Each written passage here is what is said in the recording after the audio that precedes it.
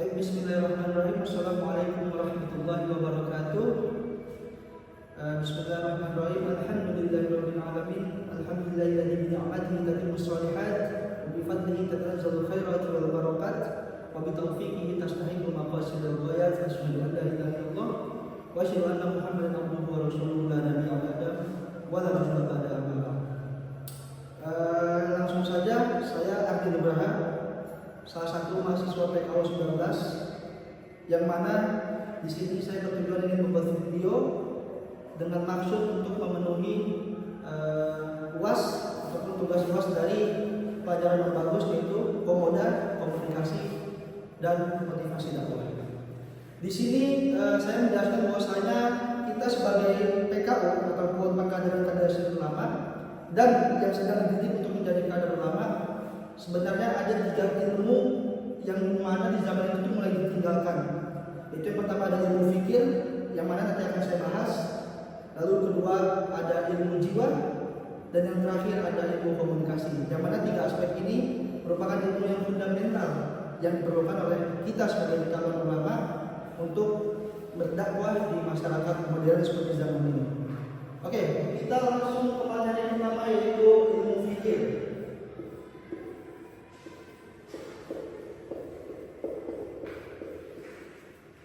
Apa itu ilmu fikir? Ilmu fikir adalah bagaimana cara ataupun kita mengaplikasikan atau menganalisa atau memecahkan sebuah informasi-informasi yang kita dapat.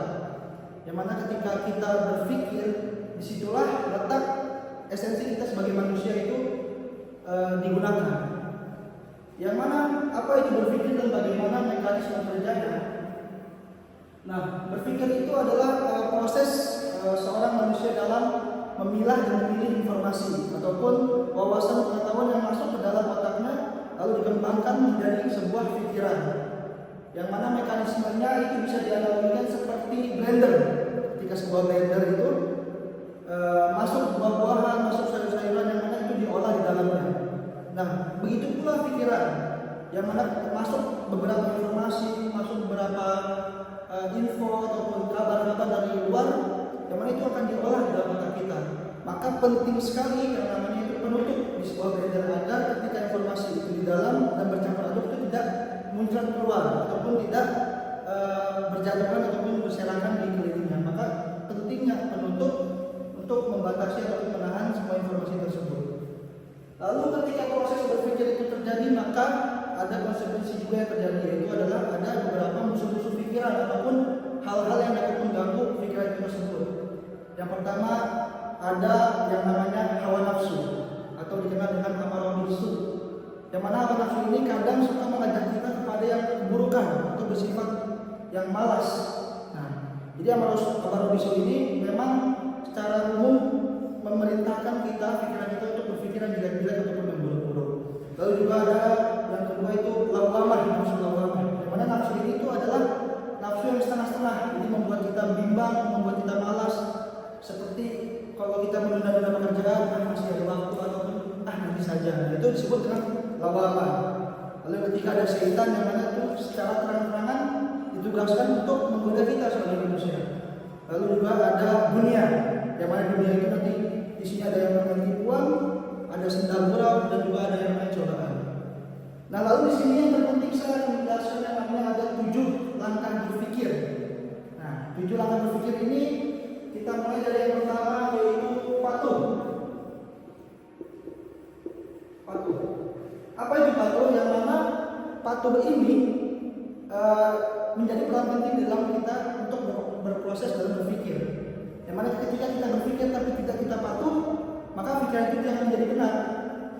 Maka dari itu kita harus patuh. Yang pertama ketika proses berpikir, yang pertama itu adalah patuh kepada Allah Subhanahu wa Ta'ala.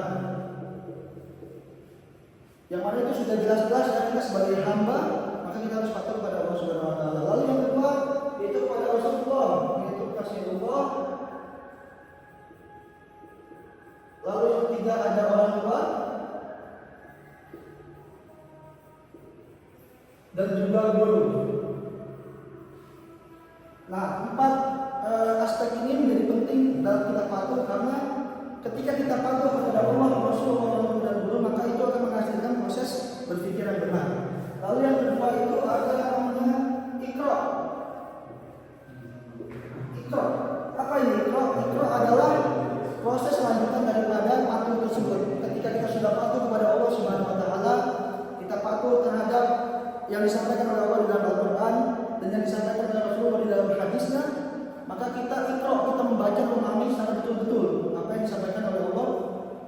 usulnya di dalam Al-Quran dan hadis.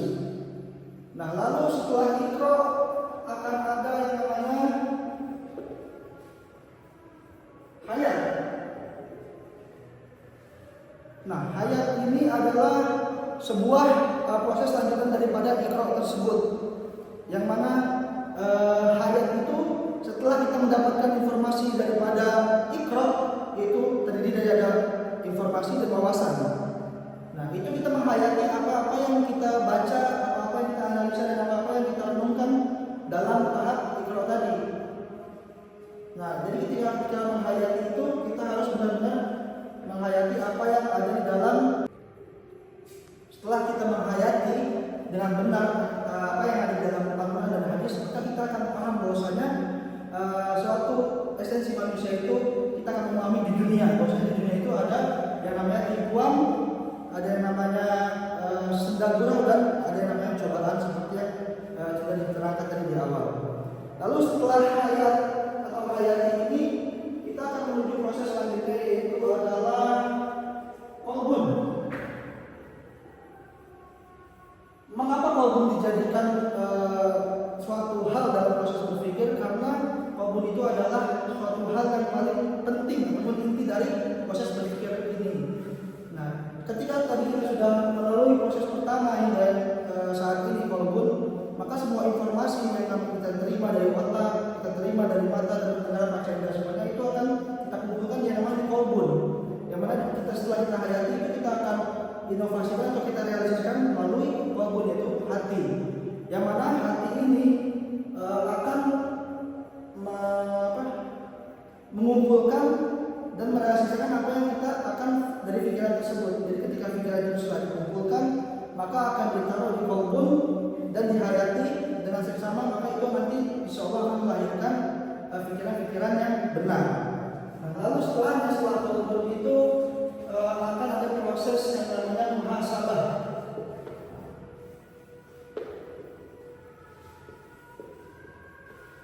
Apa itu muhasabah? Muhasabah itu adalah proses kita setiap manusia untuk merenungi hal-hal yang telah kita lakukan selama di dunia ini. Yang mana ketika kita bermuhasabah, itu kita akan merefleksi diri kita, apa yang sudah kita lalui, apa yang sudah kita lakukan, dan apa yang telah kita perbuat yang dahulu. Yang mana ketika kita bermuhasabah ini, kita akan berpikir bahwasanya apakah yang sudah kita lakukan di dunia itu adalah perlakuan yang benar? Apakah semua yang kita perbuat itu adalah hal yang benar, ataupun sudah benar dan taat dan sesuai dengan perintah Allah Subhanahu wa taala? Dan lalu juga di dalam proses muhasabah ini kita juga berpikir bahwasanya apakah yang kita lakukan ataupun apakah yang telah kita perbuat di masa lalu itu salah dan tidak sesuai dengan perintah Allah Subhanahu wa taala.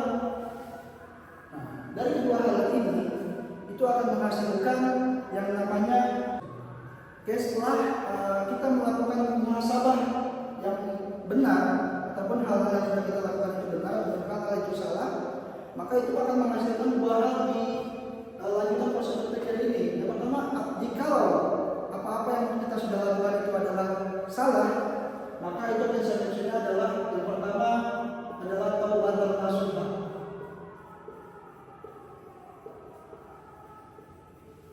Yang mana Allah Subhanahu wa taala berfirman di dalam Al-Qur'an, "Wahai orang-orang yang beriman, bertaubatlah kalian kepada Allah Subhanahu wa taala dengan sebenar-benarnya taubat." Yang mana taubat nasuha itu berarti ketika kita taubat, kita berjanji dan kita bersumpah pada Allah bahwasanya kita akan tidak akan melakukan hal tersebut lagi. Jadi taubat dan tidak akan pernah melakukan hal yang buruk ataupun hal yang tidak terpuji kepada Allah Subhanahu wa taala.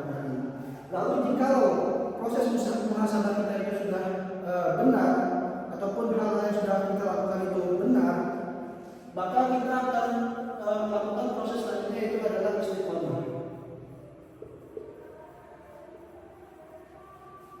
Yang mana di istiqomah ini kita akan terus melakukan hal-hal yang kita anggap benar. Maka dari itu istiqomah itu berat, karena kita menjaga dan melestarikan hal-hal yang baik serta melestarikan dan mengatur hal-hal tersebut agar selalu ada pada diri kita, yaitu seorang manusia. Lalu proses berpikir yang terakhir itu adalah inovasi.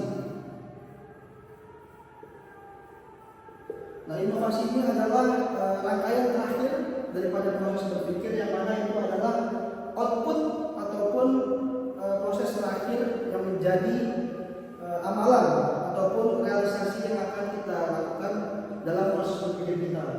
Setelah kita patuh tadi terhadap Allah Subhanahu wa taala, orang tua dan rasulnya, lalu kita ikra, kita membaca atau menganalisis kembali apa yang disampaikan oleh Allah Subhanahu wa taala khususnya dalam Al-Qur'an dan juga Rasul dalam hadis.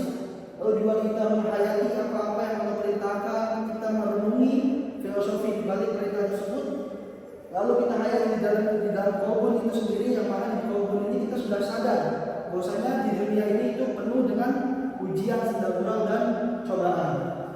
Maka kita akan bermuhasabah. Nah, dari muhasabah tersebut maka kita akan mendapati bahwasanya jikalau itu kita bermuhasabah dengan baik, maka itu akan kita menjadi istiqomah, dan jikalau kita salah dalam muhasabah maka itu akan menjadi salah satu berpikir kita itu taubatan nasuha. Lalu yang terakhir inovasi, maka setelah kita berpikir dengan benar, maka kita harus menginovasikan pikiran kita